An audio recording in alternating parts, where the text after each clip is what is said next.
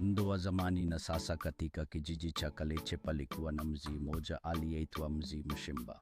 Alikuwa mzee mwenye busara nyingi na watu walimwita hazina ya kijiji.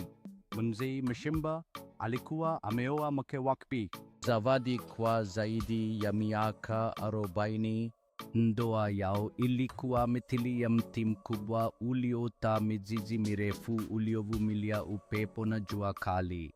Siku moja vijana wa kijiji walikusanyika chini ya mti wa mkuyu wakimjadili Haruna, kijana aliyekuwa ameoa miezi mitatu tu, lakini tayari alikuwa amelala kwa mama yake mzazi baada ya kugombana na mkewe.